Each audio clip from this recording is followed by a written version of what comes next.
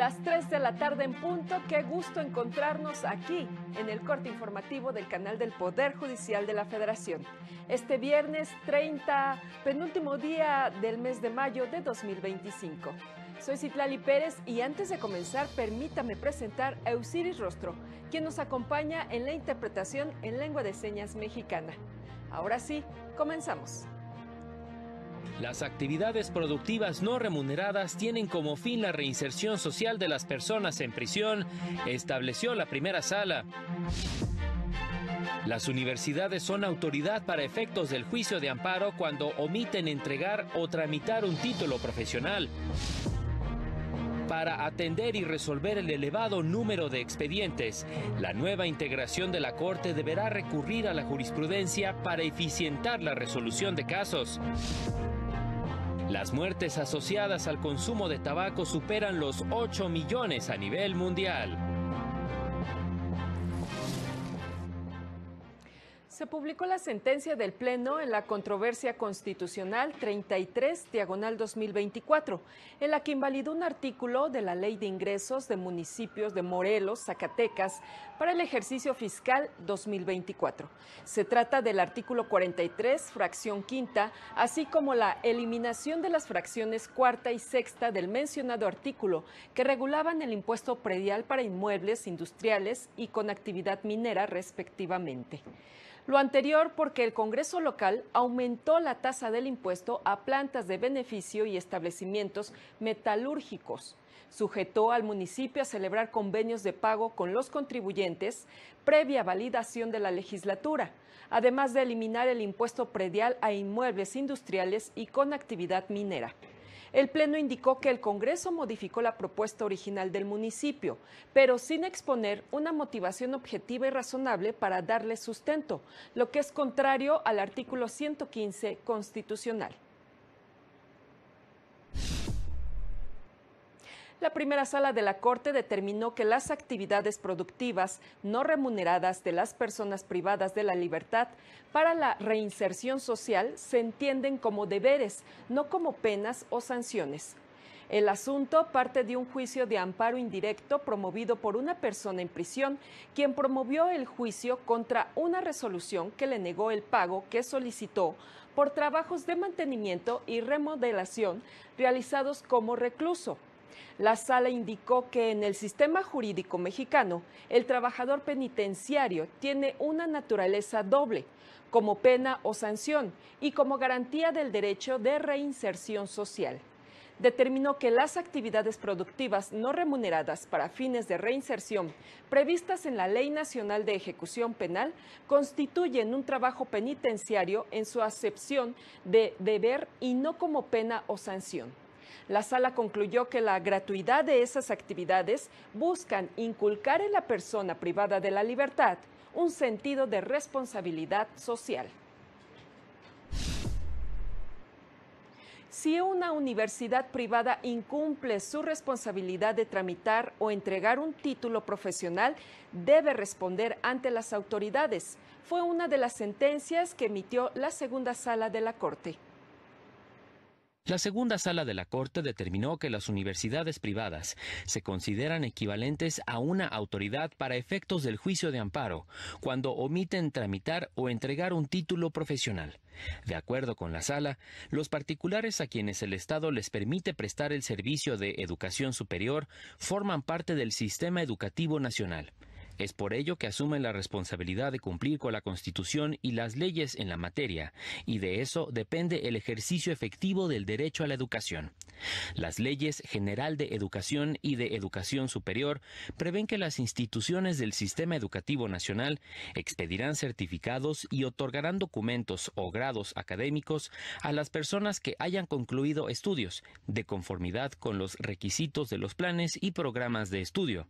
De esa forma, cuando una universidad privada no tramita o entrega un título profesional a quien cumple los requisitos, afecta sus derechos en términos de la ley de amparo, pues le impide el ejercicio del derecho humano a la libertad de profesión, así como la tramitación de su cédula profesional y el registro de los documentos ante el Sistema de Información y Gestión Educativa para que tengan validez en todo el país. Con información de José Luis Guerra García para el canal del Poder Judicial de la Federación. Y ante el elevado número de asuntos que tendrá que resolver la nueva integración de la Suprema Corte de Justicia, las ministras y ministros tendrán que recurrir a la jurisprudencia como medio para eficientar la resolución de casos, aseguró José Ramón Cosío Díaz, ministro en retiro de la Suprema Corte de Justicia. Creemos que la Corte, cuando lleguen los ministros, pueda andar en el orden de los 1,000 asuntos. La ministra Loretta Ortiz dijo el otro día que ella calculaba 800. Vamos a pensar que fueran 800. 800 asuntos para tomar posesión de un cargo son muchísimos. Entonces, bajar esos 800 asuntos, más todos los que van llegando, creo que sí puede tener una condición donde la Corte se le complique. Y ahí sí tiene que hacer uso de la jurisprudencia como un elemento de resolución simple de muchos casos que se esté dando en este sentido. En conferencia para la plataforma IntelliJuris sostuvo que serán necesarias adecuaciones normativas, pues la desaparición de las salas podría generar problemas en la aplicación de sus criterios e incluso sanciones para personas impartidoras de justicia.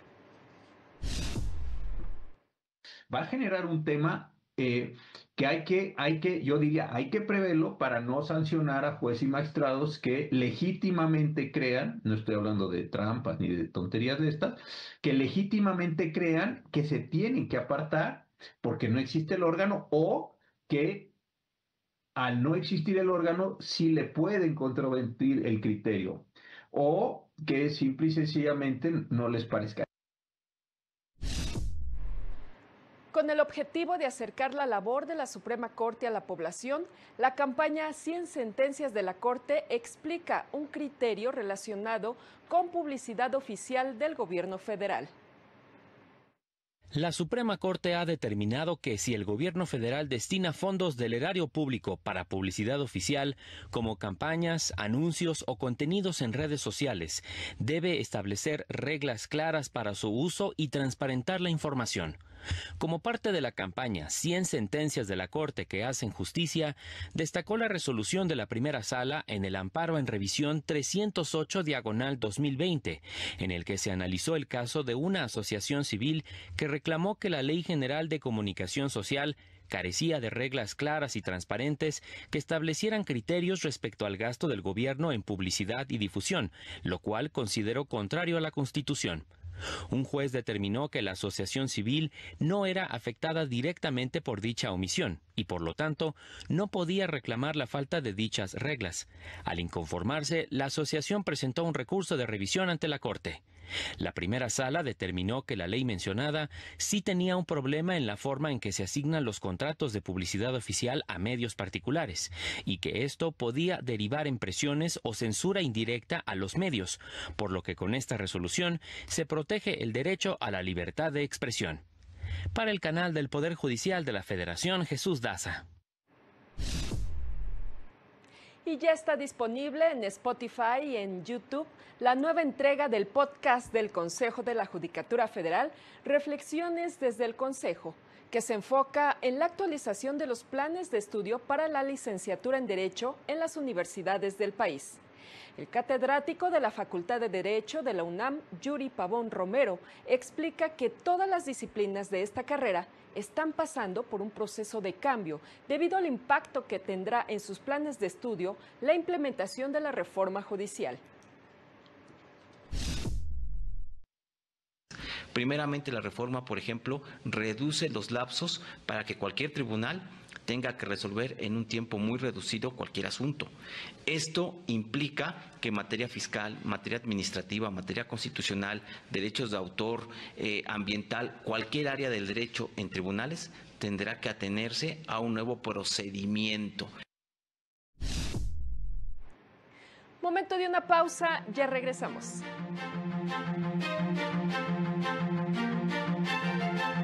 Al regresar, la JUFED anticipa que entregará expedientes sobre irregularidades en la elección judicial a la Comisión Interamericana de Derechos Humanos.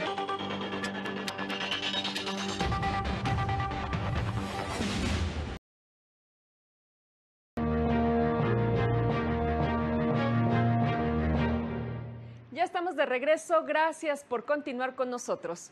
Vamos con Lorena Sánchez Cabrera, quien nos tiene información relacionada con los derechos de infantes y adolescentes. Cuéntanos, ¿dónde estás, Lorena? Hola, ¿qué tal? Muy buenas tardes. Te saludo con gusto a ti y al auditorio de Corte Informativo.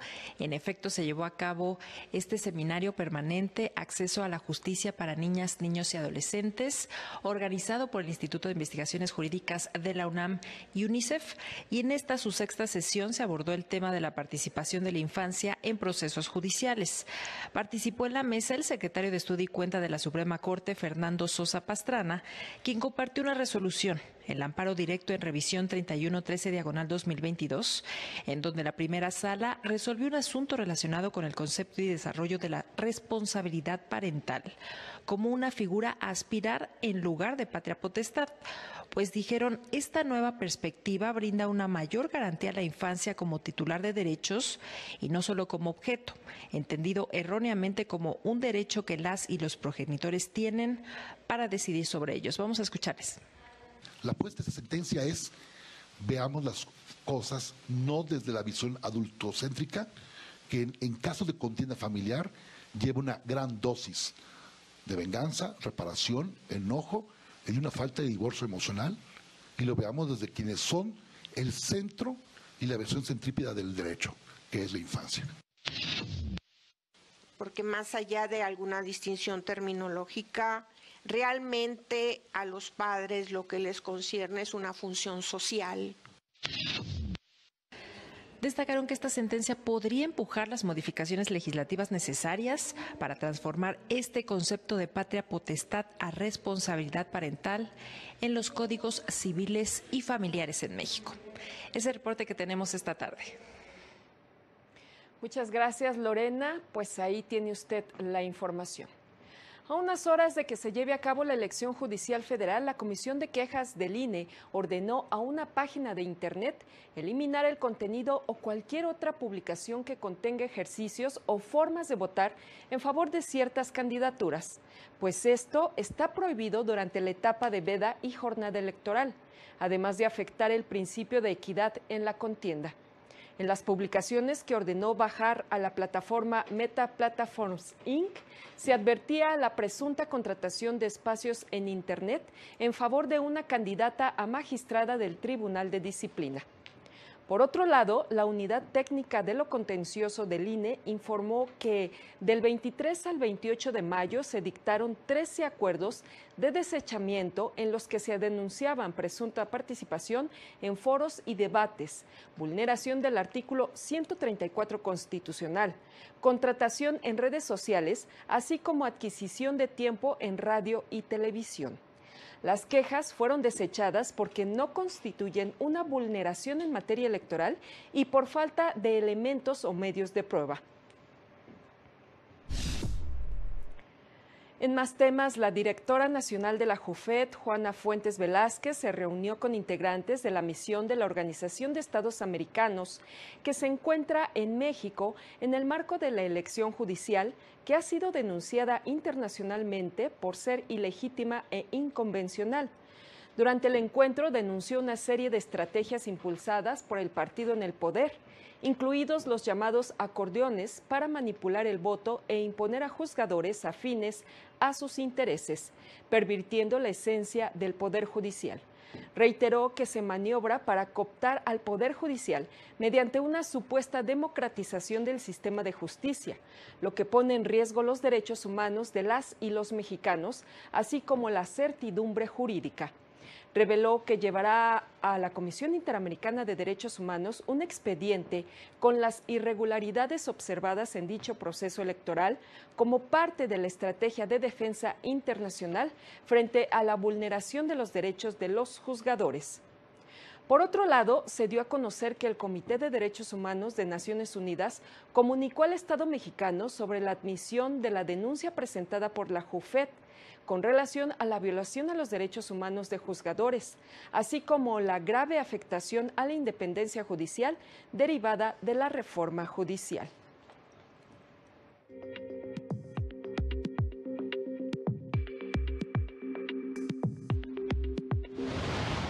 Juzgados de Veracruz y Tlaxcala anunciaron que brindarán servicio el próximo domingo 1 de junio, en el marco de la jornada electoral del Poder Judicial, con el objetivo de garantizar una atención inmediata en caso de presentarse alguna demanda durante el desarrollo de los comicios. El Pleno del Tribunal Superior de Justicia de Zacatecas aprobó la implementación del sistema de interconexión tecnológica para la tramitación de exhortos, herramienta clave para incrementar la eficiencia en la resolución de los juicios. La unidad móvil del Centro de Justicia Alternativa del Poder Judicial de Tlaxcala se trasladó al municipio de San Luis Teolocholco para brindar asesoría jurídica gratuita en materia civil, familiar, mercantil y en conflictos vecinales. El Poder Judicial de San Luis Potosí publicó el catálogo de capacitaciones y certificaciones en materia de primera infancia 2025, una herramienta de consulta para el personal de los centros de atención infantil, así como para padres, madres, tutores y cuidadores interesados en tomar talleres, cursos o certificaciones en esta materia. La Sala Regional Jalapa ordenó al INE en Veracruz garantizar el derecho al voto en la elección local y en la elección del Poder Judicial a 2 personas a quienes excluyó del padrón electoral. Lo anterior debido a diversas irregularidades, como fueron un domicilio presuntamente irregular y la reincorporación del domicilio anterior respectivamente. Así, expidió copia certificada de la sentencia, misma que las personas deberán presentar en la casilla que les corresponda para emitir su voto. Que esencialmente se considera que si bien pudiera existir alguna duda sobre los domicilios proporcionados, entonces correspondía a la autoridad responsable brindar una adecuada orientación a la parte actora para que pudiera exhibir documentación adicional a fin de aclarar lo correspondiente. Por su parte, la Sala Regional Ciudad de México confirmó la sentencia del Tribunal Electoral Capitalino, que confirmó el acuerdo del Instituto Electoral Local con el que se declaró improcedente una solicitud de iniciativa ciudadana en materia de candidaturas independientes, al no reunirse el porcentaje mínimo de firmas requerido. Al respecto, se impugnaban diversos aspectos como la verificación de firmas, una supuesta falta en la cadena de custodia, el uso de un método de validación no previsto en la normativa, que se descontaron las firmas de las personas que fallecieron posterior a dar su consentimiento y la determinación de dar vista a otras autoridades por posibles irregularidades. La sala concluyó que el tribunal local actuó correctamente e incluso se notificó a la parte actora oportunamente, por lo que estuvo en posibilidad de ejercer su derecho de audiencia. El Tribunal Local otorgó el debido valor probatorio a los documentos en que se hizo constar la recepción de las firmas de apoyo ciudadano para la iniciativa ciudadana levantada por la Oficialía Electoral del Instituto Local, la cual cuenta con facultades para dar fe pública de actos o hechos en el ámbito de sus competencias. En más noticias, en México, cerca de 28.3 millones de personas brindan cuidados a integrantes del hogar. Sin embargo, legislativamente no se ha avanzado en la materia. Para analizar los desafíos laborales en el país y promover una agenda integral de cuidados, el Instituto de Investigaciones Jurídicas de la UNAM organizó el foro El trabajo y los mercados laborales en perspectiva. Se destacó que la ratificación de los convenios internacionales, impulsados por la Organización Internacional del Trabajo, es crucial para México, particularmente aquellos que reconocen el valor del trabajo de cuidados y buscan una distribución más equitativa entre mujeres y hombres. Reconoce que todas las personas en México tenemos derecho a gozar de los derechos humanos reconocidos en la Constitución, pero también en los tratados internacionales de los que México es parte. Especialistas analizaron las implicaciones normativas para avanzar hacia un sistema integral de cuidados, así como los beneficios que este podría generar en términos de equidad de género y bienestar social. Construir un sistema nacional y progresivo de cuidados en donde sea central una política de conciliación de vida familiar, laboral y personal. Esta es una de las muchas políticas que debe tener un sistema nacional y progresivo de cuidados.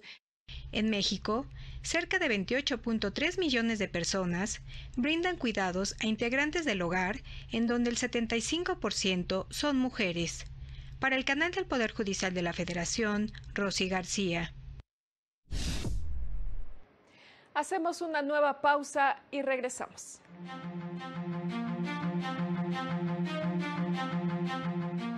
Más adelante, no alcanzan mayoría en el Congreso de Guanajuato para garantizar el derecho de las mujeres a interrumpir un embarazo.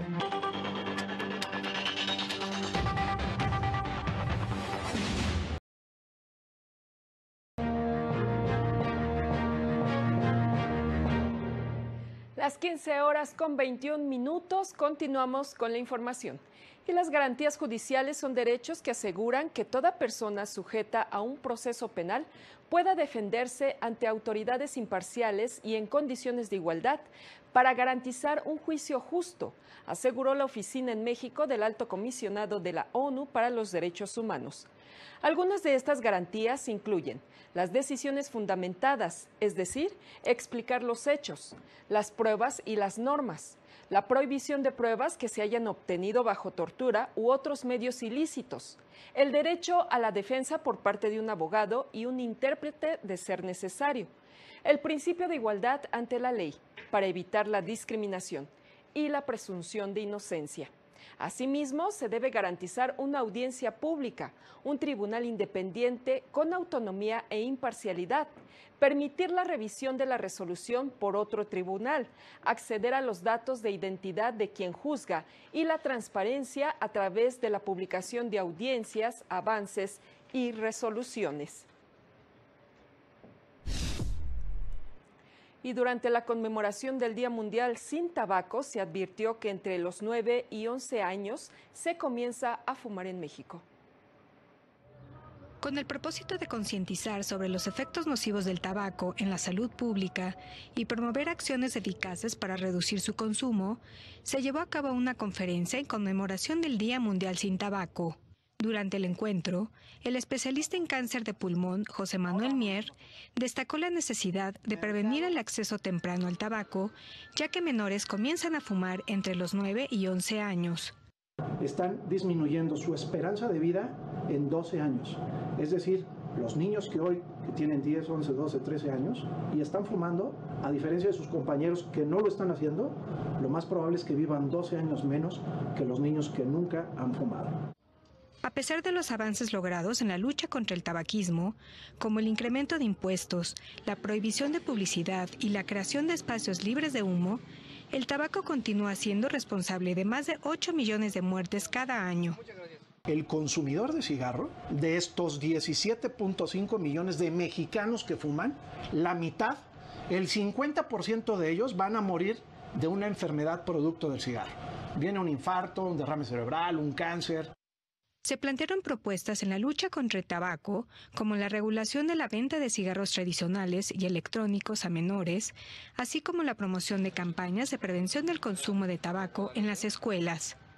Se está consumiendo productos de dudosa procedencia, que no sabemos cómo están hechos, los líquidos pasaron o no por un filtro sanitario, hubo una autoridad competente que los revisó.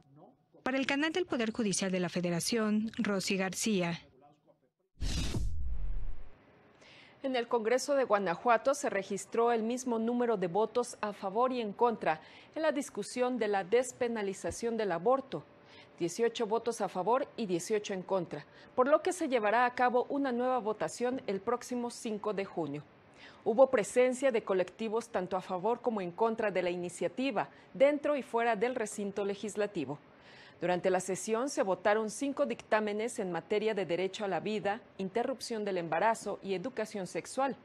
Fueron rechazados los 3 primeros relacionados con el reconocimiento del derecho a la vida desde la concepción en la Constitución local, la obligación del Estado en la prestación de servicios de salud sexual y reproductiva, incluyendo el aborto, y el reconocimiento de la autonomía reproductiva de las mujeres.